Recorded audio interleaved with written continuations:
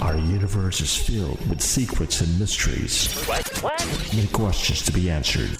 We find ourselves searching for those answers at the very fabric of science and society. And for the very first time, these worlds collide. On my mark. Here we go. This is Knowledge Talk. Topics that contribute knowledge to the society. News, interviews with guests. The show that said it all with your host, Tariq Al Barwani. Tuesdays at 5 p.m. Face it and talk it through on Knowledge Talk. Check it out. Every week here on the Nation Station Radio, Sultan of Oman, 90.4 FM.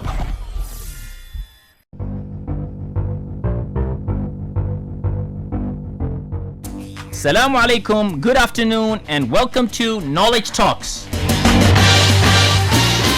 Entertainment and knowledge sharing program aired live specifically to share with you topics that contribute knowledge to the society. Every week, Knowledge Talks hosts and invites experts that are guests, professionals, leaders from the field that bring wealth of knowledge to you. Knowledge Talks also highlights and promotes talents in the country that contributes knowledge and success to the nation. This program, ladies and gentlemen, is a weekly session that I will have with you every Tuesday at 5 p.m. I'm your host, Tariq Al Barami, along with our studio engineer, Muhammad Shabibi, for an hour bringing you free knowledge at your doorsteps on Oman Radio FM 90.4. Okay, stay tuned after this music break for a very interesting guest and an interesting session today.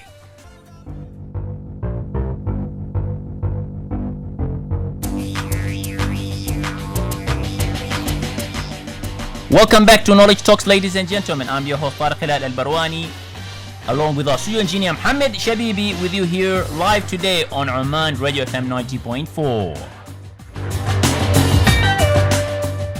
Now, what would it take to become a successful entrepreneur in Oman as a woman? Well, my guest this week is probably one of the best people who can answer that question. I'm sure you're asking me the question, who is this guest? Well, it is none but the award-winning Sharifa Al Barami.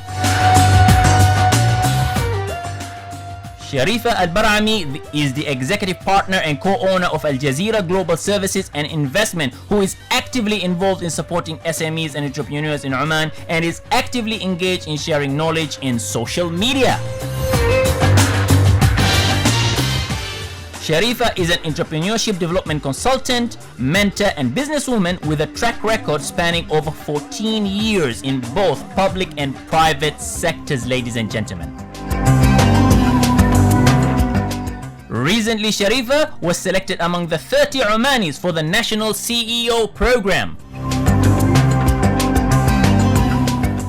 Sharifa won many awards, mashallah, and has been recognized recently as the Admirable Woman Entrepreneur of the Year 2015. Today, ladies and gentlemen, we look into Sharifa's successful track record as an Omani woman and also learn what it takes to become a successful entrepreneur as a woman in Oman. Assalamu alaikum wa rahmatullahi wa barakatuhu. Wa alaikum assalam wa rahmatullahi wa barakatuh. Thank you so much for such a great introduction, Tariq. Thank you for inviting me here today. And really, the intro, you boasted it a bit too much. But I hope I can really add something to the listeners today. First thing, thank you very much for joining us and congratulations for the excellent track record. But let me say, truth needs to be told. Mm-hmm. If I had introduced you in the very right way, then I would have required to write a book. It's very, very simple. That's because you're very, very humble, Sharifa. I'll tell you one thing. Thank you. This is my first time meeting you, but I have been seeing a lot about you, the great things you're doing for Oman, the great things you're doing for the entrepreneurs, mashallah. You are not only the admirable woman entrepreneur of the year, you are also the business personality of the year, which was selected by the businesswoman category from a Royal business publication. You are also have been recognized as the Woman of Excellence Award in Entrepreneurship, and you are my guest today. Not only mine, everyone in Oman's guest. Thank you very much. Thank you very much. Inshallah, I hope I can add something, and I hope I can live up to this intro as well. Inshallah. Now, very few of the people who are listening to our program today might not know some of the activities and a bit of your profile, but a lot are looking forward. In fact, when I posted on the social media, many people were very, very happy. Many people, mashallah, admire you. Many people have sent me messages asking questions that needs to be asked. And I hope to do it during the program. But to start, if you could kindly share a glimpse of your journey so far. Okay, so maybe the most shocking thing is that I actually didn't do business. I graduated in the medical field. I graduated with a medical science degree from Portsmouth University. I actually got a full scholarship to do dentistry. This was back in the days before Jamiat Sultan Qaboos. MashaAllah. And alhamdulillah, when I went there, I read somewhere in an article, it said that the highest percentage of suicides in professions is among dentists. And that kind of scared me. And so that's when I decided, I thought, do I really want to become a dentist? Do I really want to look into people's mouths for the rest of my life? Wow. That's when I decided to look at something within the medical field, but a little bit, maybe supplementing. And so that's when biomedical sciences kind of opened up to me. So I studied biomedical sciences. I graduated with honors, came back to Oman, and I first started working with the Ministry of Health. And this is where my public sector background comes from. I worked with the Ministry of Health for a full 7 years. MashaAllah. And after the 7 years, I realized along the way, I was feeling it that, I felt that I was being constrained. I'm not the type of person who can sit at a desk. And I'm not the type of person who I can work on a change project, but if it doesn't go ahead, and if I cannot actively kind of activate it, I become restless. So that's when I decided to resign and start my own business. MashaAllah. So the drive came while you were working for the public sector, is that right? Absolutely. I think if you ask any entrepreneur, and this is really strange, but almost every entrepreneur, when you ask them, what was it that made you get into starting a business? And a lot of them, when the biggest arching answer is, I wanted to change the world. Or I wanted to change my community, or there is something that you want to change, but there's definitely a social aspect to it. I think every single real entrepreneur would have a social aspect to it. Okay, so they had a passion. Yes. And that's when they came out and started their own business. Pursuing it. What about yes. money? Yeah, absolutely. Of course, money. But to be very honest with you, when I was working in the government, I had a very nice salary that was, it was for sure every month I'm going to get that salary. When I resigned, that wasn't there anymore. And when I started the business, I didn't start actually receiving any money that goes to me for the first 1.5 to 2 years. Okay. So that's another thing that entrepreneurs need to keep in mind. And even when I decided to give myself a salary out of my own business, it didn't go beyond 250 to 300 riyals.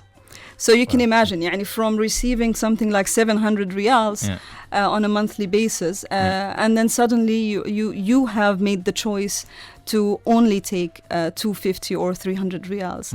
I like what you said, and I want to focus on that. Now, the feeling that you had when you were working for your own business during the first year compared to the feeling that you had in the 7 years, how was it? Completely different. And to be very honest with you, I think no matter who says what about entrepreneurship, it's you learn so much in a matter of 1 year that it could take years at university. If you're only theoretically studying it, when you go practically into the market, it's a completely different ball game. And not only that, every single business is different, every single experience is different. And for me personally, it was joyous. For me, the difference difference in salary, the difference in the financials, was what I was paying to have the peace of mind, to have the passion. Do you know what I mean? You know, that's what made the difference. And to be honest with you, nobody can put value on that. And it depends how your priorities, what your priorities are. Okay. Ladies and gentlemen, the number to call in is 24602058. I repeat again, that's 24602058. If there's any question that you would like to ask, which I have not asked, please feel free to call in 24602058. Sharifa is with us here, and this is your opportunity. Otherwise, you might not get an opportunity to speak to her. I'm just kidding. Tell me one thing. So, salary was one, which is insignificance. Yes. The peace of mind and the passion of doing something that you love made the difference. Absolutely. تعرف, you know, I think one of the most amazing things, and I touch wood, alhamdulillah, I still cherish that very much, is when you wake up every morning and you look forward to the day. No matter what, you know, no matter what the cash flow looks like, no matter what, but you know that the decision, the change relies or depends upon you. When you have a new idea and you can't sleep at night because you're so eager to wake up the next day and start working with the team on implementing it. That is something that's very precious, you know, and you rarely have that. I mean, I can't say you cannot. In some people, some people are lucky enough to find that in their everyday job, working within a corporation or even in the government. I for sure didn't, but I do definitely find it in my business. MashaAllah. We have a caller online. Let's just pick a quick call and I'll get back with my questions. Hello. Assalamu alaikum. Wa alaikum assalam wa rahmatullahi wa barakatuhu. I would like to ask a question to the madam. The question is that fortunately you're doing very well in the business. But I'm sure that, you know, when it started, it would all be a little too shaky and dicey, where things are really not working out to your plan and things are going very difficult. How did you cope with those situations at the start? Okay, well, thank you very much for your question. Absolutely, it was never easy, and you know, if I say that I started and it was all successful from the beginning, I would be drawing a very untruthful picture. The reality of it, in the first year, I remember we barely broke even. One of the big mistakes that I made, and a lot of entrepreneurs make as well, was looking for the nice office, and so I was paying 650 Omani riyals for rent. But I wasn't even making that much from the business. So, you know, again, it was very dicey. It was very difficult. How I coped with it at the end was, you know, at the end of that first year, I gave back the office. I thought, this is crazy. I should not be in this nice office. I need to be in a much smaller place. From there, I moved actually to working from home for a while until I found a better, cheaper solution. Also, you know, the other thing was iterating, and I think it's very important for entrepreneurs. If your idea or your plan from the beginning doesn't work, you don't have to stick to it. And really, that's one of the things that made me, alhamdulillah, grow. Because when I started, we started within the training and soft skills training sphere, and there it's a very, very, very red ocean. So immediately within the first year, I started looking at a different niche to focus into, where it's more of a blue ocean, where there isn't a lot of competition. And so the whole plan changed. And that's why today we really just focus on SME development. We are an entrepreneurship consultancy, and we have completely moved away from the usual soft skills or professional training per se, because there's just too many people playing in that area. Wow, that's amazing. That's fantastic. But were you the only person there at the start of the business, or you had a bunch of people who jumped into the well along with you? I will say it's a well. The business is a well. Well, yeah, for sure. I mean, at the beginning, there were actually, to start with, there was two of us. And then, again, another mistake that a lot of entrepreneurs make is is bringing in a big team, thinking that I can only have a company if I have a secretary, and then I have a public relations person, and then I need an HR person, and I need someone to manage the finances, and these are all costs. And as a startup, really one should not do that. Minimize, basically cut your cost as much as possible. Be very lean. So when it comes down to it, a lot of the people I had to let go in the first year. The two people who jumped in the well with me were my business partner, and alhamdulillah, he's still around, and also one of a very, very dear lady. She was my kind of coordinator, executive secretary, accountant. She did like 6 or 7 different jobs at the same time. Her name was Divya. I mean, if she's listening, I send a big hello to her as well. She had to leave us about a year and a half ago because they were moving into a different country. So again, you do need a good team, but you don't overdo it. Try not to overdo it. But alhamdulillah, it's all a learning process. MashaAllah, you're a fantastic lady. It was a pleasure talking to you. Thank you very much for your questions, and wish you all the best. Thank you very much. See you. Fantastic, mashallah. I like the way you work and the way you mentioned about teams and how you operate your business.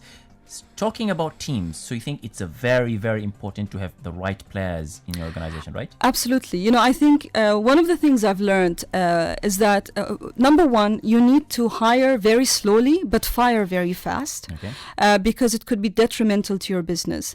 And when I say hire very slowly, don't just go by the job descriptions or I need somebody for human resources. Do you really need that? Do you know what I mean? You need to really understand your business so well that it you really you can bring in the right type of people. So bring in people who complement you. Don't bring someone who can do what you do, or who's going to do something that you can do as a startup. Of course, when you move into being a small or a medium-sized enterprise, it's completely different. You do need a big team. You need to alleviate your time a little bit for strategy, for planning, for the bigger picture, and maybe starting another company or getting involved in other companies. But strictly as a startup, you definitely need to be very lean, minimum viable concept, minimum viable model of a business, and save the cash. You will need it. MashaAllah, I'll tell you one thing. Looking at you, the way you talk, the way you share, and the way you speak, you have a character of a leader. MashaAllah. Alhamdulillah. and then also you understand business, because I see you speak about the business elements. You touched a bit about the financial part of your cash flow, about your teams, everything. But you are a medical. Absolutely. MashaAllah. Now tell us that why I asked you this is because there's a lot of people out there who are scientists or ended up or have taken medicine or whatever kind of disciplines that are out there, with all their respect, but they want to get into business. They want to start business. They want to become an entrepreneur. They want to be Sharifa Al Barami. What would it take to do? Well, I think it's really.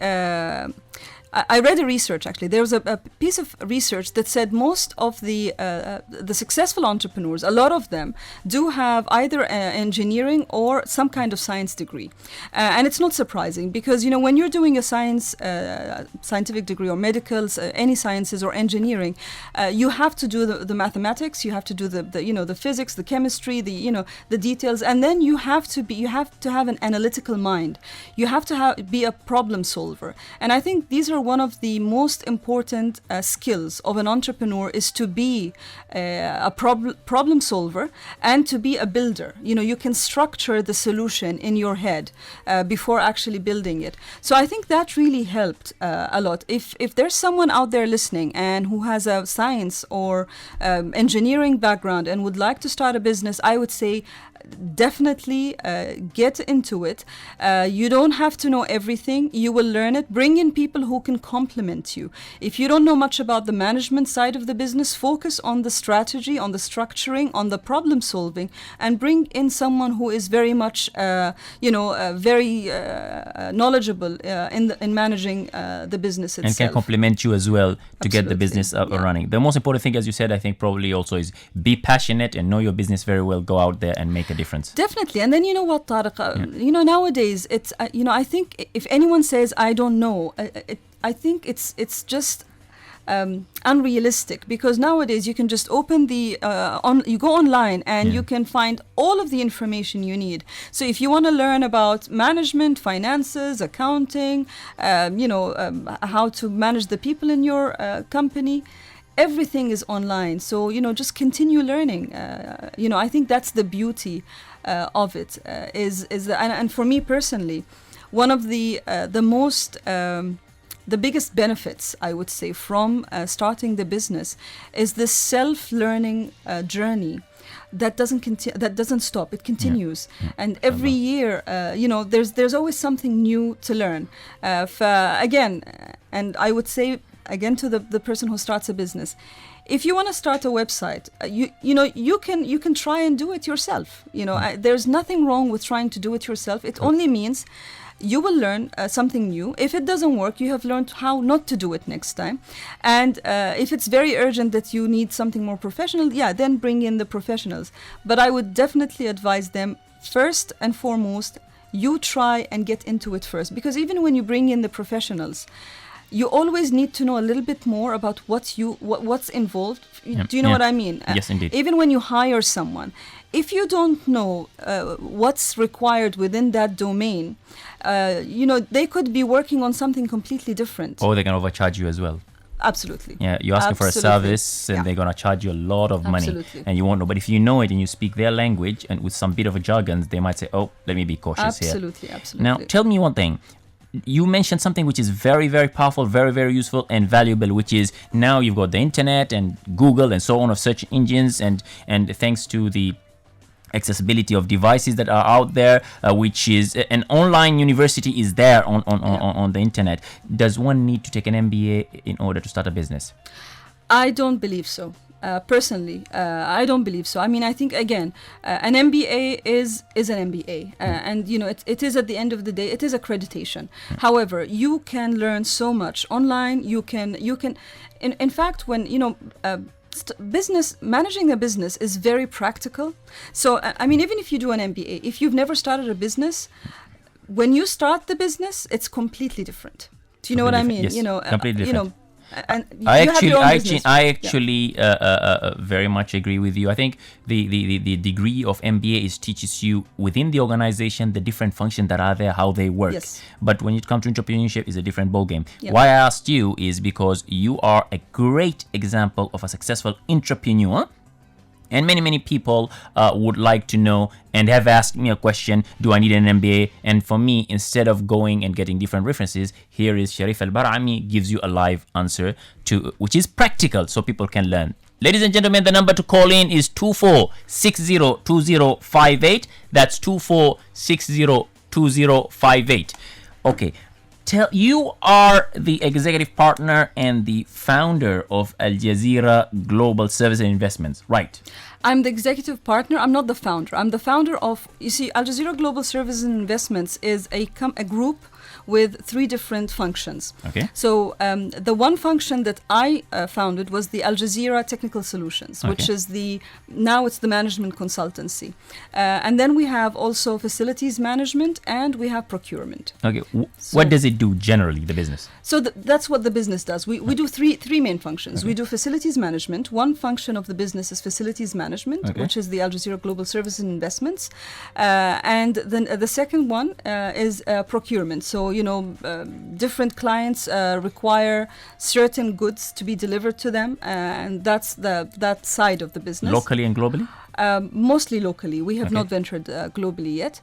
And Al Jazeera Technical Solutions is the management consultancy. And in the management consultancy, and this is the one that I'm completely overlooking, this is where we focus on startups, supporting SMEs, entrepreneurship development, consultancy within that. We We designed and executed for example, the Cell Accelerator initiative, which is a program sponsored by the Oman India Fertilizer Company, and we also support different initiatives. We've done a few programs as well with the SAS incubator, as well as different banks, Bank Muscat, and different banks as well. Okay, ladies and gentlemen, we've got a caller online with us. Hello. Hello. Hi, Tariq. Hi, how are you? Fine, thank you. This is Fabio De Mello with you here. Sorry, who is this? Fabio De Mello. Fabio De Mello, how are you doing today? I'm fine, thank you. Tariq, first thing, congratulations. I love your show. Thank you. It's because I have great guests with me, like Sharifa. That's why you like the show. For the lady, I want to say lots of things, but I will only use 2 words: wow and immaculate. Thank you very much. Okay, she's great. I hope people learn from her. Inshallah. Okay, I'm a financial controller, and what she says is perfectly true, which lots of entrepreneurs have made a bad balance sheet because they don't look at this matter what she's talking at. Yes. Thank you very, very much for the valuable feedback. We appreciate that greatly. If they do, they will go the right way as she is going. Inshallah I ta'ala. wish her all the best. I only just wanted to know how many years of experience she has, where she has learned so much. How many years? Oh, thank you very much. First of all, much appreciated for your kind words. I've actually been in business now for 7. This is the 8th year. Great. You have learned quite a lot, madam. I hope Thank you. You can just transfer this to the nation, the young nation who's waiting to learn the Omani. Inshallah. Put them into the right perspective. This is absolutely correct what you're doing. Thank you very much. We aim to do that. Thank you, Tariq, for hosting a lovely show. Shukran. Thank you very, very much. You have been active in supporting SMEs and entrepreneurs in Oman actively, mashallah. What needs to be done to boost the private sector initiatives here? Oh, is that a question from one of the outside? Was that a question from the audience, or is that what your question? Is one of the audience. Okay. What needs to be done to boost the private sector? To be very honest, it's a very complicated question because it's more holistic than just private sector and public sector. Our private sector is really quasi-government. If you look at it, most of it, most of the big private companies are anyway government owned. Or slightly government owned. So what needs to be done? I think at the end of the day, now with the oil prices going down, the decision, I think we need real actions, real decisions to really support entrepreneurs. We don't want the lip service. There's a lot of lip service right now. There's a lot of talk. I'm not saying that the intention is not there. The good intention is there. However, the practical implementation and execution is not there. It's not reaching on the ground to the entrepreneurs. And again, it's a mixture of too much public sector mentality and mindset, because again, don't forget, I've worked in the public sector. I know what it's like. I know what kind of mindset. And I know with entrepreneurship, the mindset is completely different. So, we need to close the gap of the mindset first between the public sector and private sector, and then bring in the entrepreneurial sector, which is a completely different kettle of fish as well. So, all in all, what needs to be done to boost the private sector support for SMEs? I would say courage in actually making the commitment in supporting the SMEs. What is your opinion of the SME market in Oman? It's very nascent. It's extremely nascent in a sense that, when we started, I remember 3-4 years ago when I started thinking about an accelerator, and we need to have accelerators and have pitches and venture capitals, and we need angel investors. And in retrospect now, when I a couple of years from Sih al-Shamikhat, I kind of sit back and look at that. No, I think all of these things are a little too early. They're too advanced for our market currently. We need to work on the entrepreneurial culture still. We need to breed the right type of entrepreneur. And I will say that again, breed the right type of entrepreneur. Because currently what we're seeing is, I see mostly two types. The first type is what I have called them wannapreneurs. They are the people who want the support, so they pretend to be entrepreneurs. But actually they're not really entrepreneurs. And then the second type is the necessity entrepreneur. And these are the entrepreneurs who get into starting a business just to feed into a necessity that they have, just to have their monthly income covered. But they will not grow into big companies. They will not create the jobs that we want and we hope the SMEs will do. What we're missing is the opportunity entrepreneurs. These are the entrepreneurs who are in it for the passion, who are in it to really solve a problem, who are in it to grow. And these are the ones who will lift the economy. So we need more of the right type of entrepreneur. How can you get them? You know, what's the saying is, if you fail to plan, basically you're planning to fail. We need to plan it correctly. We need a real comprehensive strategy, not just by the government sector. I don't believe government should be very much involved in executing developing entrepreneurship. I think government's role is regulatory. Government's role is monitoring. Government's role is benchmarking and collecting data and giving us the real picture.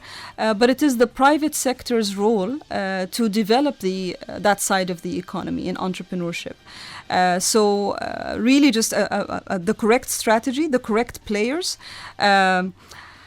the decision and the open market in a sense that will allow us to do that. Yani maybe say if after 2 years a group of private sector or private company owners decide they want to set up their own angel investment fund, government should immediately allow them, in fact just tell them please do as soon as possible when it's needed. Things like that. We have too many regulations. I mean, I think the market is still, it's very nascent, it's over-regulated, and it's very much dependent on oil, of course. Oil and gas industry is still, 84% of GDP. So we have a long way to go. Okay, and we have another caller with us online. Hello. Hello. Assalamu alaikum. Walaikum assalam. How are you, Tariq? I'm good, thank you. How are you doing? Sharifa? Yeah, I just want to say something. Well, my name is Salha. Hi, Salha. And honestly, Sharifa, I had lost hope until now when I heard you on the radio. Thank you, Salha. I have a medical background. Well, just health science. I couldn't complete medicine. Okay. And seriously, I had lost hope. I've been working for 7 years and... Where are you working, Salha? In a company. Okay. I'm not really happy in the company. Start a business. I think I will start. Salha, if you do you follow me on Twitter or Facebook? No, okay. I didn't know about you. Really? Okay, good. So I'll tell you what. If you get in touch with me, let's meet up at some point, and it's very interesting because I'm always very interested in speaking to other medical background professionals who are interested in starting a business. So it would be very interesting to sit and talk and see how we can collaborate, help each other, show you the way. You needn't be unhappy. You need to wake up every day and be happy to build the nation. Inshallah, inshallah. Thank you, Salha. Thank you so much. Thank you. All Thank the you best. For the show. Thank You're you. very welcome. This is what I said when I saw you outside. You build the positivity around you. When I just arrived, when I saw you and I said, okay, I'm a winner too today. MashaAllah, MashaAllah. Allah yazid khairu baraka daiman, inshallah. Now, I want to know one thing. You have a lot under your belt. And there is, I've seen your tweets on the social media. MashaAllah, they are very valuable. Each one of them have value better than the other. MashaAllah. Now, how do you manage your time? I don't manage time. I prioritize things. Okay. I think I don't believe in time management. It's an elusive thing, and I think I was speaking to someone, I can't remember who it was, but and we talked about this concept of time management, and he said something like, that's the biggest facade, that's the biggest lie that training companies have been trying to sell. Time management courses. You cannot manage time. You can manage your priorities, but time is something that's constant. You cannot manage it. So for me, I just look at priorities. Someone also said to me, well, when do you get the time if you're always on Twitter? I'm not always on Twitter. Just to say that again. I do use a lot of social media, I say softwares as solutions, social media apps and software and platforms that help me manage my priorities. So I would, again, I'll share it. I use something called Buffer app, app.com. And what Buffer does is that you can, when you have half an hour sometime, you put like 10 or 12 different tweets or pieces of information that you'd like to share, and then you schedule them when you would like them to go out. And Lovely. It does it for you. Oh, that's very good. Yes, absolutely. You are very effective, mashallah. So there's a lot of solutions out there. Technology has really enabled us in so many ways. We just have to use it.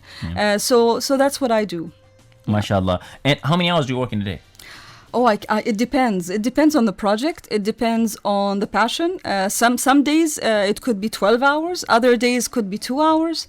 It really completely depends. And I think this is what I like about it. And this is the beauty of it, is this non-restrictive, flexible time, especially for me as a mother. I mean, and again, this is, one of the things that really, and this is why I think more women need to become entrepreneurs and start their own businesses, because your time is flexible. If you decide to work from home, you can do it. If you decide to take your kids to the office, you can. You run the business. If anyone wants to bring their kids, that's fine. Again, it's your own, your own rules.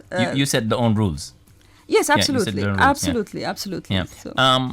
Talking about the health implication. Now, for the people who have already seen, of course, I posted the photo. You look fit, you look cool, you mashallah, very strong, mashallah. But generally, especially when you mentioned at the beginning of the program, sometime in the evening, you're thinking about ideas and, you're passionate about how you work. You go on the next day, you work on. Is there any health implications involved in being an entrepreneur versus working for a business? And why am I saying that? Is that for a business, at the end of the day, you are working for someone else. So whether you do good or bad, you might be fired at the end of the day. But you don't lose at the end of the day the income that they give it to you. But as an entrepreneur, not only you get fired, but everyone else gets fired. Like the whole company is closed down and all your customers you lose. What can you say about that? Well, I think, at the end of the day, again, it's really each person is different, and it depends what you can manage. I mean, if you're a person who cannot be in a job or let me reword that. If you prefer to have the flexibility, then it's really up to you. Do you know what I mean? I mean, I think when it comes to health, for me personally, if I'm not working on something, and maybe this is just the way I'm made up, if I'm not working on something new, I get depressed. That's my So it depends personality. on one person to another. Absolutely. I mean, I think it really completely depends on the person. I find that this is the healthiest way. If I go a week with sleeping only 4 hours at night, usually that would be one of my best weeks, because I'm like switched on, if you know what I mean. If I have too many breaks, I tend to get a little, maybe feel sick. Hatta. You know who you remind me of? Do you know the CEO of Yahoo, Marisa? Oh, Marisa Mayer, yeah. You are like really? her. Your Okay. thinking, your style, you're a visionary, the way you Alhamdulillah. speak. She sleeps few hours too, by the way.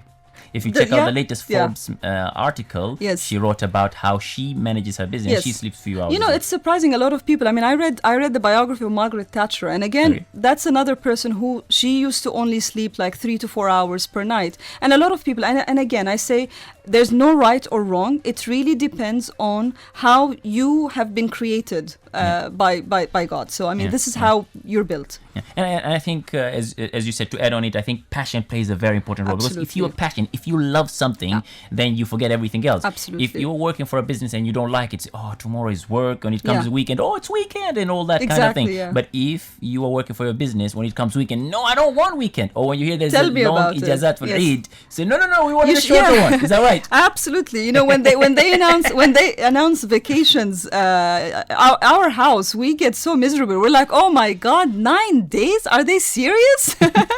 And that's what happens. And again, because we, It goes down to passion. It goes to passion. And I think what's nice about it is that it stops being work. You know, the day that, and I think this is very important, the day that what you do stops being work, you've found your what should I say, the core, the gem, the jewel of it all. So it has to stop feeling like work. Okay, you mentioned about, which is also known about the oil price going down, which means also the government are seizing the major projects in the country, and therefore, as a consequence, I believe big organization out there, or many organizations out there, are not hiring people because there is no business to get from the government, and therefore this is impacting the economy. What is two question? First is, what is your feedback about that? And secondly is, how is that impacting the SMEs? Okay, to be very honest with you, and I know this might sound a little strange, I am very happy that the oil prices are going down. Okay. Because I see it more of a curse rather than a blessing to entrepreneurship. Having oil and having the cushioning of oil as a natural resource hasn't really been, I mean, it doesn't help entrepreneurs, if you know what I mean, because at the end of the day, it's something that you get naturally out of the ground and you sell it and you get money and you build. So it's not really going to help entrepreneurship. And therefore, I think with the oil prices going down, I am hoping that this will be the spark that ignites the real entrepreneurship to come around. Do you remember when I was talking about the right type of entrepreneur? That's what hopefully this is what, احنا نقول بالعربي الحاجة أم الاختراع. So when there is the real need, the real entrepreneurs will start working on the ground. And innovation will happen. Absolutely. And I really like what you said. In fact, everything you're saying from your words is gold, by the way. Alhamdulillah. Sharif, I want to ask you another question. Yes. Now, the way I have been, that's personal opinion, seeing of the entrepreneurs in Oman, especially with the great support from the government that has been giving to funding to the great to many people to support them doing business. I feel the scenario today is like getting people to get a job and to look after themselves, but not really. I don't see the innovation. Yeah. Do you believe, in your opinion and your advice and experience, that copying rather than innovating is of any any challenge or issue? Well, again, we go back to the main objective, and let's not kid ourselves. I mean, I'll put myself in the government's shoes. As government, my biggest objective was to create jobs. Correct. And to have social and political security, right? Now, if your objective is to create jobs, innovation is not going to be your target, right, or your goal. Creating jobs is going to mean let's put as many systems in place to help people create their own small business that pays for their, so that they're not باحثين عن عمل, so that they're not registered unemployed. Yes. So the means justifies the end, or the end justifies the means. So again, this is where again I go back to going back into the whole concept of supporting entrepreneurship as governments. Again, I don't believe government's role is to support entrepreneurship. In fact, they're almost I don't want to get too much into it because it's a little bit of it's a new topic, but it talks a lot about entrepreneurship and democracy, and how governments come about, and entrepreneurship, and the history of it all. But what's very interesting is that yes, we do have in Oman a lot of the necessity entrepreneurs. How this is going to change, if we do see innovations will come about when we have. Actually, I tweeted something about it this morning. There's a very interesting graph from the World Bank research about the relationship between innovation and regulation. So what it showed is that the higher the performance of innovations in a country was inversely related to their ranking in the ease of doing business. So the easier it is to do business in a country, the more innovations you're going to see in that country. The more difficult it is to do business, the least or the less innovations. And again, Oman's ranking, I think this year was 65 in the ease of doing business. So we're not doing very well, and therefore we're not going to see a lot of innovations. Countries like Sweden, Finland, and even the UK are much higher ranking, the first 6 in the ease of doing business. And again, with them, their index of innovation performance is quite high. Okay. If you were to give an advice to all the women out there who are listening right now, what if they should get or not get into business? I.e., should they be entrepreneur or not? Because whether you're an entrepreneur or not, it's all good at the end of the day. It's what you decide to do. What will be your advice? My number one advice, don't take a loan.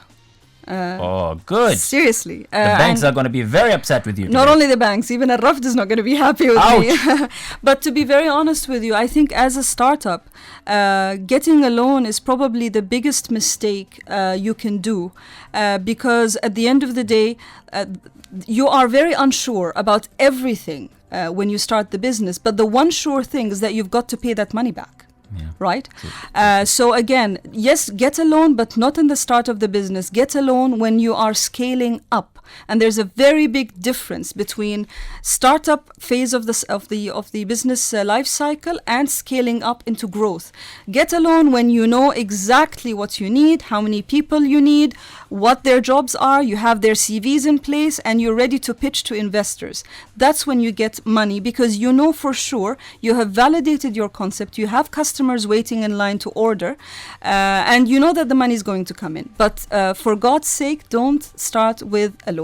That's a beautiful, very, very powerful advice that you've given. In fact, I believe, I don't get into religious, but taking a loan is also haram. Definitely. Yeah, I think it's also one of the things that alhamdulillah, again, when I started working in the government, the first thing I did was what every single other government employee does. Go and get that letter from the HR department, go to the bank, get a loan, and buy a car. That was the biggest mistake, I would say, financial mistake I made when I first started a job. When I started my business, my whole relationship with money changed. My whole relationship with wealth, I would say, changed, because wealth is something and money is something else. And one of the first goals I had from the business was to just pay off that loan, because it was like it's like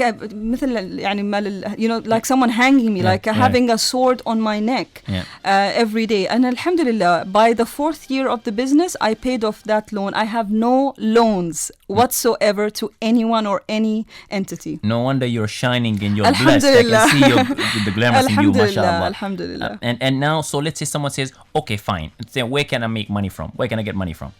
If they are going to scale up, to grow the business, there are a lot of options. I mean, and again, I think when it comes to scaling up and to growth, we have some very good options in Oman, but you do have to have you do need to be in that stage, because a lot of entrepreneurs or startups complain, wallah, it's too complicated, they are making it very difficult for us, they're requesting too many papers, too many things. Well, of course they do, because they're going to give you money, and if you're not ready to get that money, then they shouldn't give you the money, and in fact you shouldn't even ask for that money. And that's why perfect. I say that when it comes to growth, there's of course there is a Raft fund, which is very flexible, and they are really supporting big time. There is Sharaka, which again you had Abdullah, the great Abdullah Al-Jufeli here 3 weeks ago. Sharaka are also there, and they support with loans, and of course all the banks as well, they do give loans. The one initiative that we are responsible for or executing is the Cell Accelerator. In that, what we do is we don't give out loans, but we actually give out a grant. But we're kind of reviewing that at the moment. Okay. Yeah. And I need to know one thing. I didn't talk about your challenges and how you overcame the challenges. Which challenges with the business challenges? Again, overcoming the challenges is really just learning the lesson. If you don't learn the lesson, you're going to keep on repeating the mistake. When you face a challenge, you've got to stop, sit back, and realize that hidden in the darkest part of that challenge is a very, very, very precious lesson that you need to learn and accept and implement. So again, whatever challenge, alhamdulillah, I faced, I had to kind of get out of the picture and look at what is the lesson that has to be learned here, so that this doesn't happen again. Okay. Today, there's a lot of people who have listened to you in the radio. There's a lot of people who are very, very happy. A lot of people who have learned. And once you leave, you get a call from a multinational organization, and they say, "Hello, Sharifa, how are you? We've heard the interview. It was very nice, and we are offering you a job as a CEO, and we give you a fat salary. Will you join it or not?" It depends on a lot of things. I couldn't answer that question. Again, priorities. I do have. I have a 6-month-old boy and a 6-year-old son. I have 2 boys, and of course, Allah يسلمك. And again, it really would depend. I mean, I couldn't answer that off the top of my. But I couldn't. Even if I was to get a job somewhere, you need to go and ask the kids first. I would ask the kids. First, definitely. And see and decide, is it for me really? I mean, what's going to be learned from that? Is it what I need to grow right now? I think is the. Who is your role model? I believe every successful person has a role model. Who's your role model? I have a few role models actually. Nice. Okay. I think you can't. Different role models for different things. Someone for assertiveness, someone for innovation, someone for being precise, someone for leadership. So there's, in fact, I have like that stargaze that a lot of people, even if they're not very famous, there's a lot to be learned from everyone, and I think that's why it's very difficult for me to say role model, because sometimes I just meet someone and I see something that they have, and I think, wow, alhamdulillah, mashallah, that's something to learn from this person. So again, I think, I wouldn't put it in one personality. There's a lot of people that I've met, and a lot of people that I know are my role models in their own way. MashaAllah, and I hope you realize you have a lot of role models here listening to you right now, including me, of course. Thank you. You are one of the role models as well, Tariq. MashaAllah. Now, any future plans you have? Future plans, there's a lot. I mean, right now we're excited to be working on a new project. Okay. It's still very early to discuss the details, but it's very exciting. It is within the domain of innovation, startups, supporting them, SMEs. and SMEs, and supporting the Omani economy. And again, one of the biggest plans is just to continue giving, to get back. I think if you want to have things coming back to you, you've got to give. You know, it's karma. You have to let go of knowledge to have more knowledge. MashaAllah. And also I believe it's like sadaqah too as well. You know, you give anything from your right hand, left hand doesn't know, you get it back, mashallah, from smiling, knowledge and so on, mashallah. Anything you wish to share to our audience before the end of our program today? Just the one point, maybe especially nowadays with all this oil prices and everything else that's going on. I think social media is very good, but it's also caused us to glorify some issues that are not really the concern of the public so much. Don't panic, I would say, about the oil prices and the economies and whatever. At the end of the day, just focus on what you're doing. Focus on continuing to give and to build. And que sera, whatever will be. At the end of the day, you can only do so much within your own control. MashaAllah, I knew that 1 hour would be very, very little with you, Sharifa. In fact, there is a lot of other things and more things that we have not touched upon because of the limitation of the time. We will be definitely inviting you again on different topics to sit and talk, inshallah, because there's a wealth of knowledge that comes from you. May Allah yazid khair wa baraka daiman, inshallah. Thank you very much. Shukran, and thank you very much to the listeners as well. Thanks for inviting me here today. Thank you very, very much. You are an inspiration and indeed a model for many women in Oman. I would like to take this opportunity to wish you the very best and success in all you do, inshallah. Okay, ladies and gentlemen, we've come to the end of our program for this week. I hope you all had an intriguing time with us. Let us catch up again next week on Tuesday, same time from 5 p.m. on Knowledge Talks. I'm your host Tariq Al Barwani, along with our studio engineer Muhammad Shabibi, wishing you all a happy and a pleasant week, and ma'as salama.